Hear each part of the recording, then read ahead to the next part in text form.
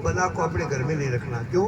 ऊपरी बला को आप सच्ची समझ के मान लोगे कि ये सच्ची है, ये पीर बाबा आया है, ये तो सैयद बाबा आया है, ये तो कोई देवी देवता आ गया। वो नहीं है, वो सिर्फ एक बीमारी है। उस बीमारी को निकाल दो, घर में ना रखो। रख लिया तो घर को तबाह कर देगा, बिलो के रख देगा वो। किसी इंसान को अचानक कोई ओपरी के फटकार होगी, ये दौरा होता है, फीट्स, इसको अंग्रेजी में दौरा कहते हैं। जो इंसान को दौरे पड़ जाते हैं, तो दौरे में इंसान कुछ भी पुकारने लगता है, तो वो शक्ति नहीं होती, वो दौरा सिर्फ दौरा। तो ऐसे इंसान को दौरा पड़ जाए, तो दौरे की कंडीशन में जब दौरा पड़ा हो, उसी टाइम लोग एक चुटकी भर के मुंह में डाल दो, एक चुटकी भर के मुंह में डाल दो, और वो इतना पागलपन होगा कि वो लोग वो खाएगा नहीं, वो थूक देगा।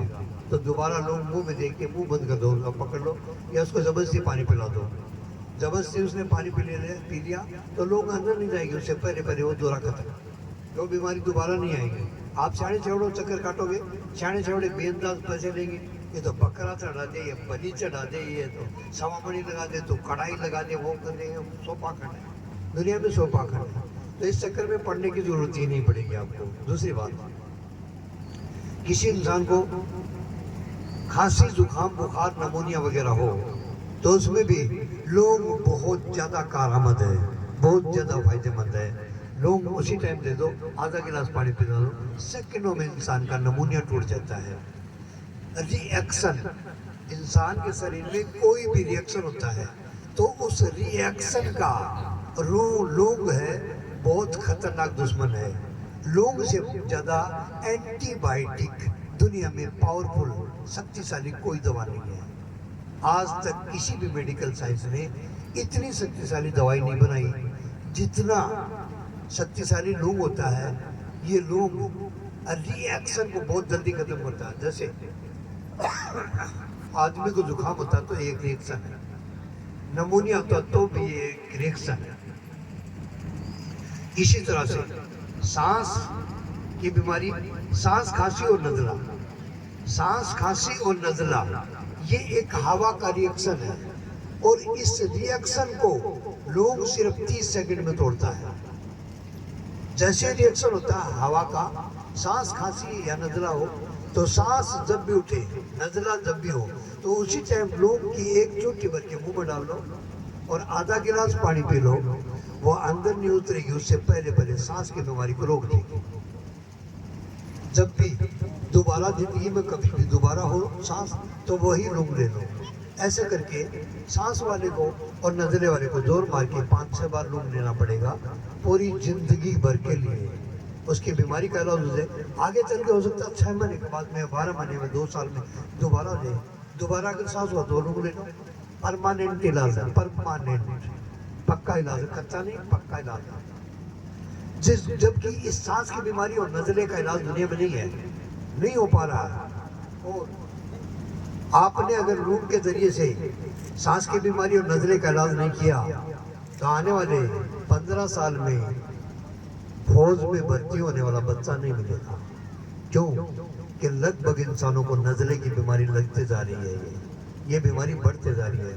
15 साल के बाद में फौज में भर्ती होने के लिए बच्चा नहीं मिलेगा हमें, फिजिकल फिट लोगों को ये बीमारी लग जाएगी। इसलिए इस लोग का सेवन अचानक होने वाली बीमारियों में किया जाए, ताकि इंसान को बहुत फायदा हो।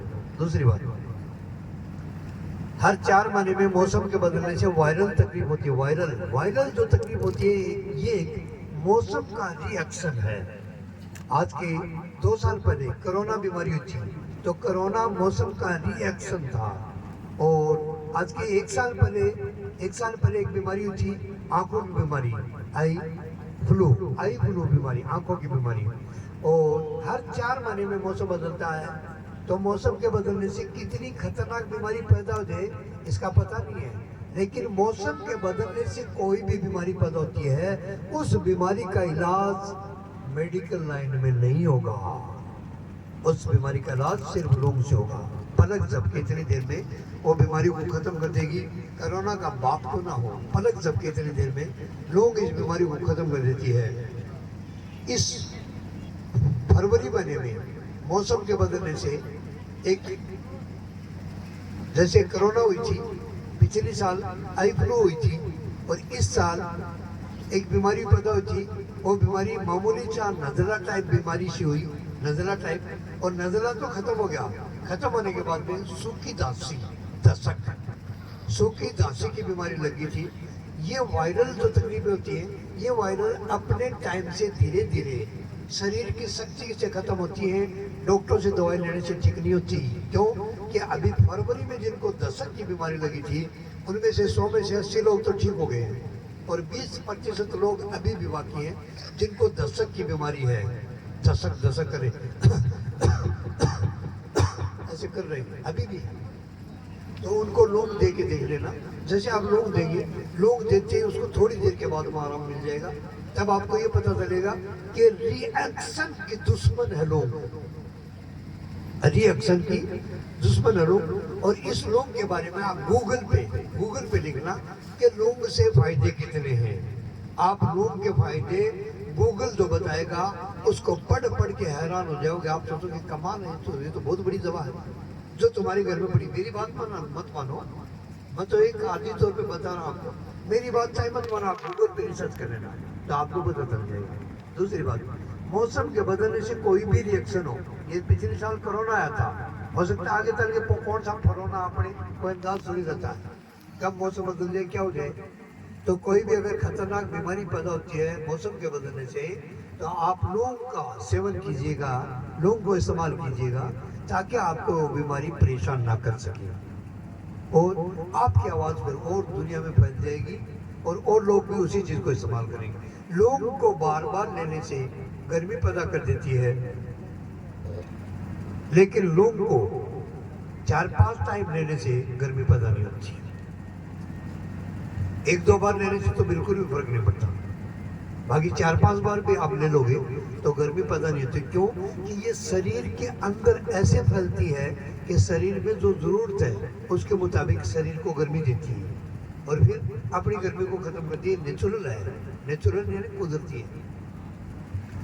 तो मैंने अचानक होने वाली तकलीफ को 30 सेकंड में ठीक होने का टाइम बताया है, जो आप गूगल पे अभी भी रिसर्च करके देख लेना, क्योंकि मैं 15 दिन से ये बात बताते आ रहा हूँ। गूगल कुछ बातें बताना शुरू कर चुका है कि 30 सेकंड में बीमारी खत्म होगी।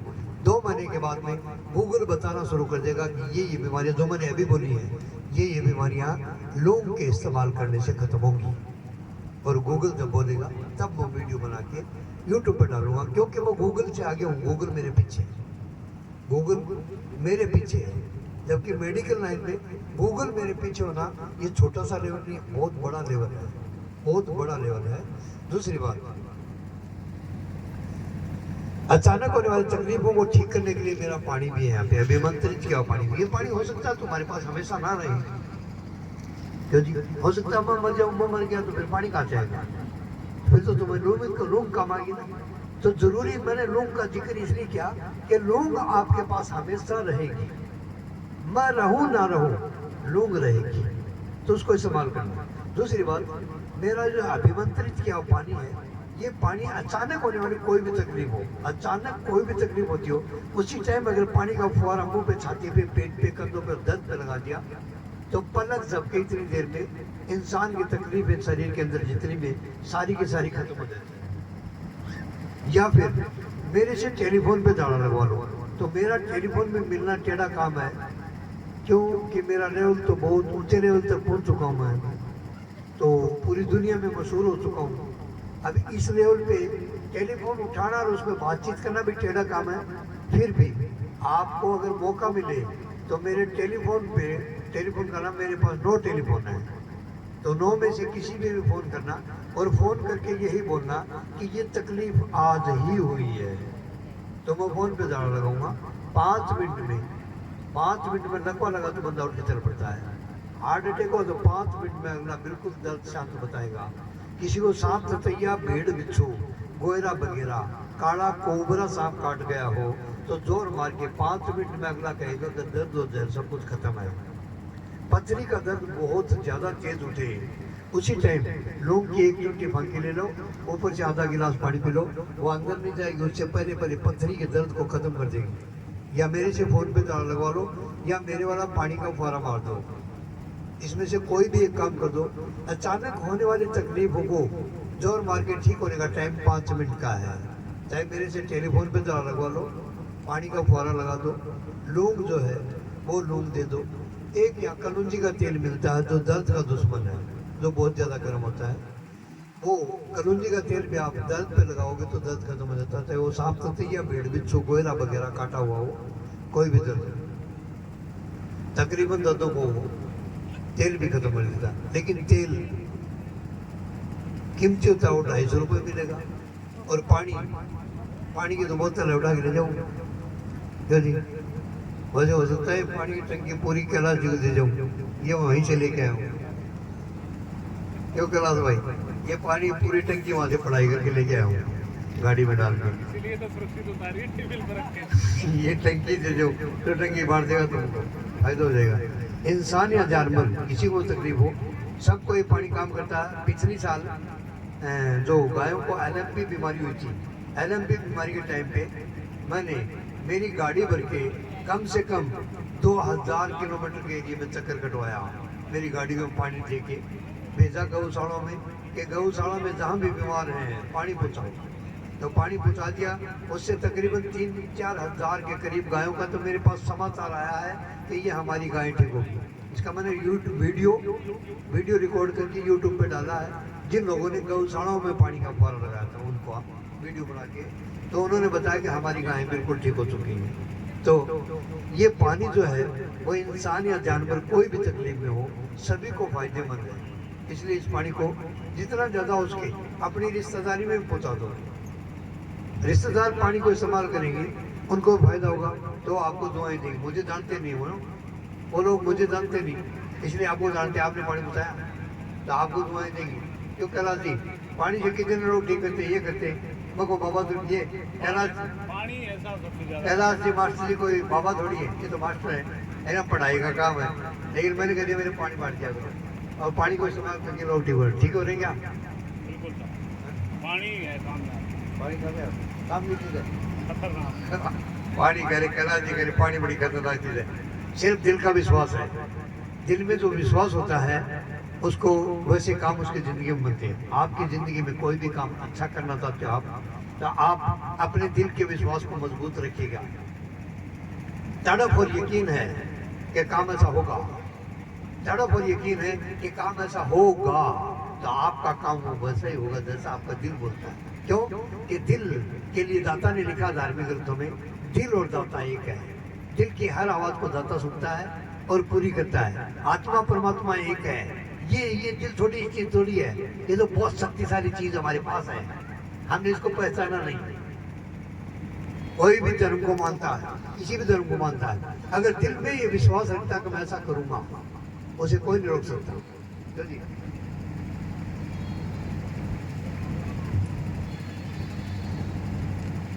दिल में बोलता है कि मैं डॉक्टर बनूंगा, मैं अफसर बनूंगा, मैं डॉक्टर बनूंगा, जो बनने की दिल में ठोक ली कि मैं मंत्री बनूंगा, बनेगा, उसे कोई नहीं रोक सकता। पक्का उसने इरादा क्लियर करूंगा ऐसा, तो उसको रोकने वाले से कितनी भी ताकत लगा ले, उसके सामने आगे रहे। मुझे 3 बार जेल पहुंचा दिया रोकने वालों ने, 3 बार जेल पहुंचने के बाद में भी मैं यही काम कर रहा हूँ, यानी दिल में लगन है कि करूंगा। तो आपके दिल में जो लगन है ना, वो चाहे बीमारी मिटने की है, जुगाड़ बन जाएगा। ये जैसे कुछ लोग आपके इलाके में ऐसे लोग हैं कि जिनको आपकी जैसी बीमारी थी और वो यहाँ पे नहीं आए, उनको पता है कि बाबा आए हुए हैं, लेकिन फिर भी वो लोग नहीं आए। क्यों नहीं आए? क्यों उनको ये पता है कि हमारी बीमारी मिटनी नहीं। उन्होंने दिल में ठोक रखी है कि ये बीमारी मिटने की नहीं, गोडों में दर्द नहीं मिटेगा, शुगर नहीं मिटेगी, सांस की बीमारी नहीं ठीक होगी। उसको दिल में ठोक लिया कि बीमारी नहीं मिटेगी, तो दिल में पहले उतरे कि बीमारी मिटेगी, तो जुगाड़ मालिक बनाएगा, जुगाड़ दाता बनाएगा आपका दिल के मुताबिक। तो जुगाड़ क्या बन जाए, यानी मेरा बनना कोई जरूरी नहीं, जुगाड़ हो सकता है राख की चुटकी बन जाएगी। राख की चुटकी भी आपके दिल के मुताबिक फायदा दे देगी आपको। तो आपको दिल में मरते दम तक ये ठोक के रखना कि बीमारी मिटेगी। मिटेगी कहाँ से मिटेगी हमें पता नहीं, मिटेगी तो आपको जुगाड़ मिल जाएगा और बीमारी मिट जाएगी। दिल दाता का दफ्तर है, छोटी सी शक्ति नहीं है दिल, ये दिल बहुत बड़ी शक्ति है। क्यों? अभी मेरी मिसाल देता हूँ। मैं फौज में भर्ती हुआ, तो फौज में भर्ती इसलिए हुआ कि मैं डॉक्टर बनूँ। मेरे बचपन से इरादा था डॉक्टर बनने का। फिर मैंने 10वीं क्लास की 4 बार परीक्षा दी, चारों बार फेल हो गया। चारों बार जब फेल हो गया, तब भी मैंने दिल में ठोक के रखे डॉक्टर बनूंगा। और मैं ये झाड़ फूक, ताबीज, डोरा डंडा, मोती मणिया, नग पत्थर, माला वगैरह पहनना, इन चीजों को मैं बचपन से नहीं मानता था। मैं इनको कभी मानता नहीं था। फिर भी आज इस जगह पे हूँ, तो यहाँ पे आने के बाद भी मुझे पता चला कि मेडिकल साइंस भी colour therapy, reiki therapy, healing therapy, music therapy. Music का मतलब खिलौना बज रहा है और बंदा ठीक हो रहा है, ये म्यूजिक थेरेपी। टच थेरेपी, छूके याद करना, मेडिटेशन, ये थेरेपियाँ वो थेरेपियाँ हैं जिसमें सिर्फ यकीन किया जाता है। और यकीन के मामले में भीड़ मेरे पास फंस गई। शुरू में भीड़ जब मेरे चारों तरफ चक्कर काटने लगी, तब मैंने कहा कि भैया मैं इन फूको फाको नहीं मानता, ये मंत्रों से इलाज होता मैं नहीं मानता। मैं तो पासपोर्ट में वीजा लगवाया, दूसरे देश जाने के लिए दिल्ली चला गया। 8 दिन तक रहा, टिकट नहीं बनी, टिकट के पैसे कम पड़ गए, तो पैसे लेने के लिए जैसे घर पहुंचा, भीड़ एकदम पूरी तरह भीड़ आ गया। बाबा, कोई कहता फौजी साहब आ गया, कोई कहता मौलवी साहब, कोई कहता महाराज जी आ गया, पता नहीं क्या क्या दुनिया ने नए नए नाम रख दिए। तो मैंने कहा यार कौन सा फूको से कभी किसी का इलाज होता है, क्यों बावड़े हो रहे हो? लेकिन दुनिया मेरे पीछे पड़ गई, बोले फूक तो मारनी पड़ेगी। बहरहाल मैं उसमें फंस गया, और फंसने के बाद में मेरा बाहर जाना मुश्किल हो गया। मुझे बनना डॉक्टर था तो जुगाड़ मालिक ने बनाना है। वो कैसे जुगाड़ बनाता है उसका कोई अंदाज थोड़ी है कि 10वीं क्लास में फेल हो गया तो डॉक्टर नहीं बनूंगा। दिल में रखा कि बनूंगा, कोई तरीका पैदा होगा कि बनूंगा। तो आज मैं उस जगह पे आ चुका हूँ। आज मुझे गूगल भी उस स्टेज पे एक्सेप्ट कर चुका है कि जमीन का सबसे टॉप डॉक्टर है, जो गूगल एक्सेप्ट कर चुका है इस बात। तो मेरे दिल में जो तड़प थी वो पूरी, आपके भी दिल में जो तड़प होगी वो पूरी होगी। इसी तरह से मैंने फिर तंग आके दुनिया के तमाम धार्मिक ग्रंथों को पढ़ना शुरू कर दिया। वेद, कुरान, बाइबल, ऋषभदेव, बोधिया, तोरियत, जबूर, अंजिल, श्री गुरु ग्रंथ साहिब, मैंने सभी धार्मिक ग्रंथों को पढ़ा, और बिना किसी गुरु के अकेले ने पढ़ा। अकेले ने इतने मुश्किल धार्मिक ग्रंथों को पढ़ना बहुत मुश्किल था, लेकिन आज मैं वेदों में माहिर हूँ। आपकी पूजा करने का जो तरीका है वो साष्टांग अष्टांग पढ़ाया है। भगवत भगतीय मुखत्र पंचासन, मृगिया खारिया बिछान, ऊंचा आसन, नीचा आसन, साष्टांग करते है। ये साष्टांग अष्टांग प्राणायाम कैसे किया जाता है पूरे हिंदुस्तान में मेरे अलावा कोई नहीं जानता। इतना गहराई से जानता हूँ मैं इसको। इसके पहले आसन में क्या होता है, दूसरे आसन में क्या है, तीसरे आसन में क्या है, चौथा आसन कैसे होता है, पांचवा आसन कैसे होता है। बहुत भक्ति है मुखत्र पंच आसन, 5 आसन की भक्ति है ये कभी सत्संग होगा आप ही के इलाके में, सत्संग करेंगे। उस सत्संग में बिल्कुल गहराई से बताएंगे। वो सत्संग पूरी रात का होगा, और जिस दिन सत्संग होगा उस दिन हम आपको हर धार्मिक ग्रंथ के बारे में, पूजा करने का तरीका, करने के दाता को मनाने का तरीका, उसको राजी करने का तरीका, जो हमारी आत्मा की हर आवाज को सुनता है, उस आवाज को सुनने वाले शक्तिमान को अपनी अर्जी उस तक पहुंचाने का तरीका, ये मैं सब कुछ बता सकता हूँ हर धर्म के मुताबिक। यानी सारे धर्म अच्छे हैं, पूरा कोई नहीं है। और रही बात लड़ाई, तो लड़ाई धर्मों की कोई लड़ाई नहीं होती।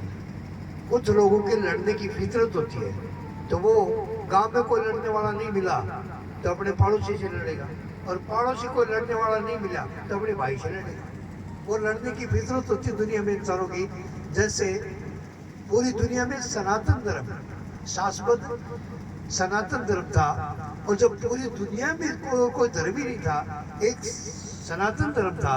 और सनातन धर्म जब था तो कौरव और पांडव लड़े क्यों?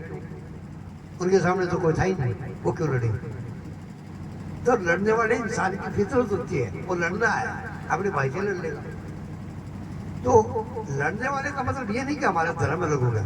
यानी सभी धार्मिक ग्रंथ जो हैं वो अच्छे हैं, और धर्म भी अच्छे हैं। धर्म जब मिट जाएंगे तो विनाश, महाप्रलय आ जाएगी। ये लिखा हुआ धार्मिक ग्रंथों में कि महाप्रलय कैसे होगी। तो महाप्रलय की मोटी मोटी निशानियां ज़्यादा नहीं बता पाऊंगा, थोड़ी सी बताता हूँ। अनाज का स्वाद उठ जाएगा, जो 50 साल पहले अनाज का स्वाद था वो आज नहीं है। आपस की मोहब्बत खत्म हो जाएगी। जो 50 साल पहले मोहब्बत थी वो आज नहीं है। हर एक घर में नंगा नाच गाना शुरू हो जाएगा।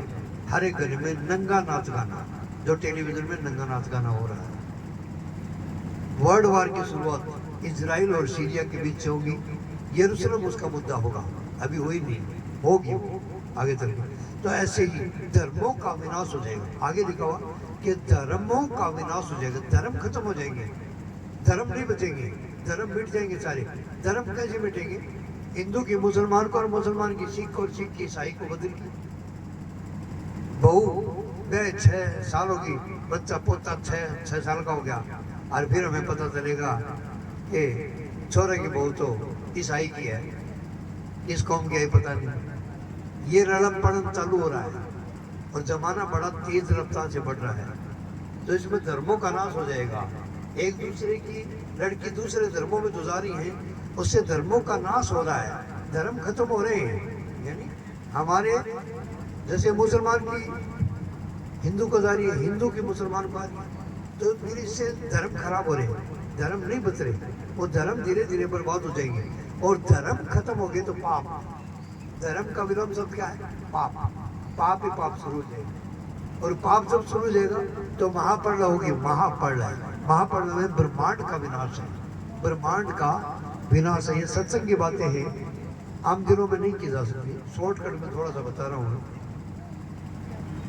जिस ब्रह्मांड के रचयिता ने ओम कह के पूरे ब्रह्मांड को रचा था, कारस्तानिया करने वाले कारीगर ने पूरे ब्रह्मांड को जो रचा था, वो एक ओम शब्द, एक ध्वनि, एक आवाज, उस ओम से पूरा ब्रह्मांड रच गया।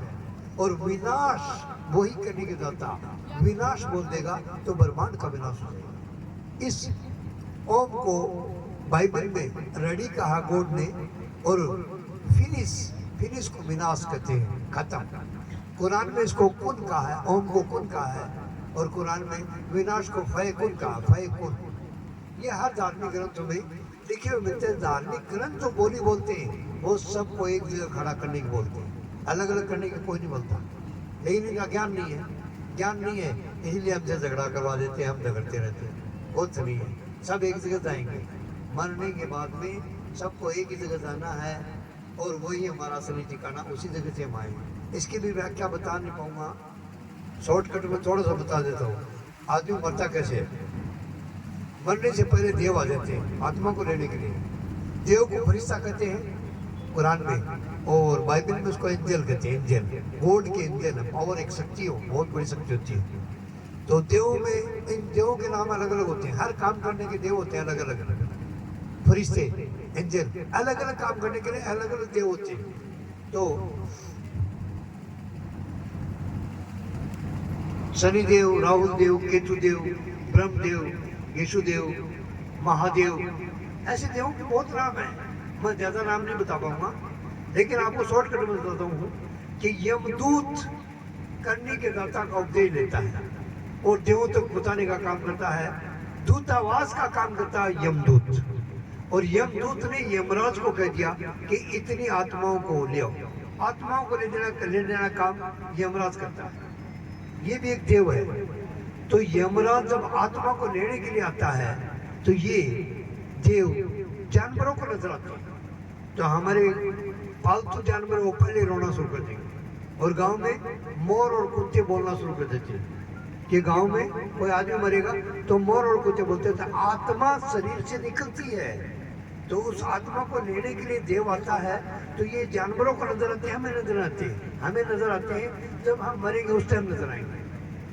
तो मरने से पहले आदमी का शरीर लंबा हो जाता है और जुबान बंद हो जाती है। तो वो देव आत्मा को बोलते हैं कि चलो, आत्मा एक शरीर है, आत्मा एक सूक्ष्म शरीर है जो हमें दिखाई नहीं देता। ये आत्मा वाला शरीर जानवरों को नजर आता है, हमें दिखाई नहीं देता।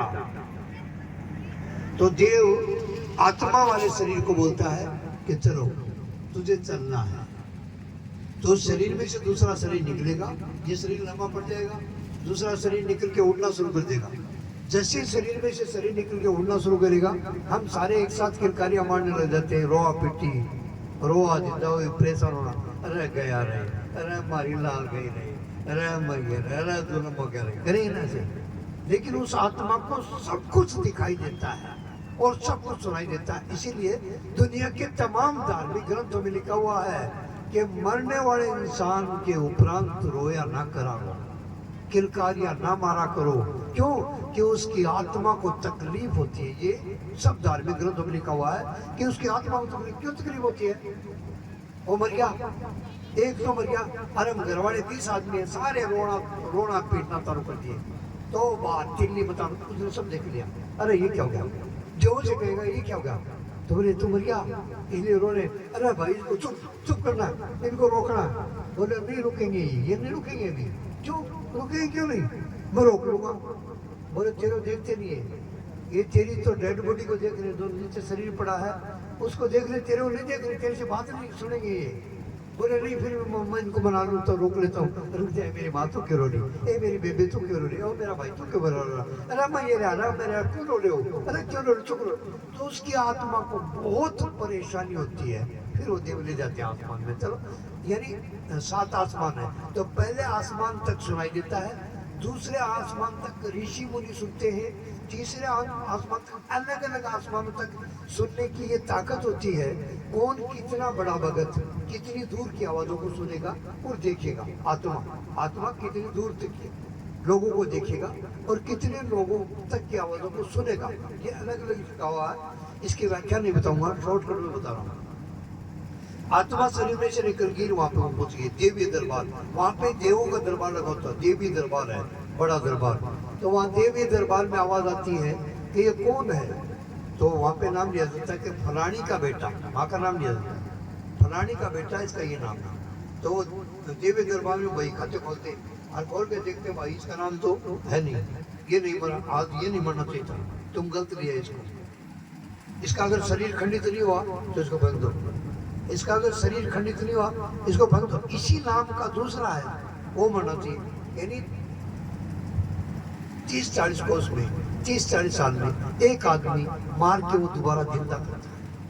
और वो आदमी जिंदा करता है जिसने वहां पे दरबार और स्वर्ग और नरक देखा है, उनको जिंदा करेगा। जिंदा जब तक आत्मा को वहां पे देवी दरबार में आवाज आती है कि इसको तुम गलत लिया है, इसको फेंक दो, इसका शरीर खंडित नहीं हुआ तो फेंक दो। और अगर शरीर खंडित हो गया तो देवी दरबार में छोड़ दो, इसकी जिंदगी का हिसाब किताब किया जाएगा। हम दुनिया के अंदर जो आए हैं इसमें हमें बहुत नुकसान है। क्या हम पाप कर लेते हैं, हमें पता नहीं रहता कि इस पाप का दुख कितना होगा। दुनिया में भी दुखी रहेंगे हम। कुछ पाप ऐसे हैं जो हमारे कारोबार को बिल्कुल मट्टी में मिला देते, उठने नहीं देते। 5 पाप ऐसे हैं जो इंसान को बर्बाद कर देते। 5 पाप ऐसे जो इंसान को बर्बाद कर देते, क्योंकि शरीर 5 तत्वों से बना हुआ है। ये शरीर में 5 ज्ञान इंद्रियां हैं, इस शरीर में 5 कर्म इंद्रियां हैं। इस शरीर की पूजा जो की जाती है वो 5 आसन से पूजा की जाती है। बहुत भक्तियम कर्तव्य पंच आसन प्रज्ञा कार्य बचा। और पूरे ब्रह्मांड की रचना 5 तत्वों से रची गई है। तो इंसान 5 पाप है, उनसे बचे। अगर नहीं बचा तो इंसान का हर काम बर्बाद हो जाएगा। एक तो नशा करने से, नशा कोई को नहीं करे, नशा करने से इंसान बर्बाद हो जाता है, ये धार्मिक ग्रंथों में लिखा हुआ। दूसरा, इंसान जुआ खेलने से, जुआ, लॉटरी के नंबर चक्कर में ना पड़ो, लॉटरी के नंबर कहीं नहीं लगते। और लॉटरी के नंबरों से धीरू भाई अंबानी खरबपति बना, टाटा बिरला खरबपति बने, वो कोई लॉटरी के नंबरों से खरबपति बने क्या? दिल की उम्मीदों को ऊंची कर लो। जितनी बड़ी गगरी होगी सागर उतना ज्यादा होगा। अरे गगरिया छोटी तो सागर भी छोटा ही होगा। तो दिल की गगरिया को बढ़ा दो, सागर बढ़ जाएगा। यानी जुआ कभी नहीं खेलना, जुआ इंसान को तबाह और बर्बाद कर देता है। तीसरा पाप है गलत मोहब्बत, गलत प्यार, बुरा प्यार, जिसको हम पाप कहते हैं। वो प्यार कभी नहीं करना, बर्बाद हो जाओगे, घर बर्बाद हो जाएगा। आप तो छुपके करते रहो, छुपके करो। आपकी दुकान में रोजाना 500 रुपए आ रहे थे, आपकी आदत पड़ गई गलत देखा करनी है, तो आपकी दुकान का काम कम हो जाएगा। धीरे धीरे 400 हो जाएगा, 400 बाद 300 हो जाएगा, 300 बाद 200 हो जाएगा, 200 बाद 100 आ जाएगा। 100 के बाद में 50 हो जाएगा, 50 के बाद में गला खाने बना देंगे। गला खाने बंद हो गए तब कहेंगे कोई शाने छेड़े थे कि वो इधर आ, मेरे काम को किसी ने मान दिया। तेरे काम को किसी ने नहीं माना, बेवकूफ, तेरे अंदर बुराई उसको मिटा दे, काम खुल जाएगा। उसको मैं मिटाता नहीं, मेरे तो कोई देख ही नहीं रहा, मेरे बारे में तो किसी को पता ही नहीं, मैं तो चुपके चुपके कर रहा हूँ। तो चुपके चुपके गड़बड़ है उसको बर्बाद कर देती है। ऐसा कभी नहीं करना चाहिए। हो रहा है कहीं तो उसको भी टटोल के मिटा दो, नहीं ऐसा नहीं करना। ये पाप खराब कर देगा, बर्बाद कर देगा। तीसरा है कोई भी ऊंचे लेवल पे उठ जाए। ये 3 काम आपने करने शुरू कर दिए, जब बच गए तो आपका लेवल उठ जाएगा, लेवल ऊंचा हो जाएगा। लेवल जब आपका ऊंचा उठता है यानी आपका बिजनेस बढ़ जाएगा, आपका कारोबार बढ़ जाएगा, आपके घर में बरकतें चालू हो जाएगी। बरकतें जब चालू होगी तो आपका काम बढ़ेगा, और बढ़ेगा तो आपका लेवल भी बढ़ेगा। आपका लेवल जब ऊंचा होता है तो फिर घमंड नहीं करना। घमंड इंसान को बर्बाद कर देता है। वो ऊंचे उठे को नीचे गिर देगा, जमीन मिट्टी में मिला देगा। तो घमंड कभी नहीं करना, और गरीबों के पास बैठना, गरीबों की बातें सुनना, और बूढ़े बुजुर्गों से बातें करनी, ये इससे घमंड टूटता है इंसान का। बूढ़े बुजुर्ग के पास बैठेगी उसे घमंड टूटेगा, गरीब के पास बैठेगी तो घमंड टूटेगा। हंसी मजाक करें बच्चों से, इस तरह की बातें करें कि जिससे हमारे अंदर घमंड नहीं आए। तो घमंड इंसान को बर्बाद कर देता है। और 5वीं बुराई है निंदा। किसी के लिए निंदा ना किया करो।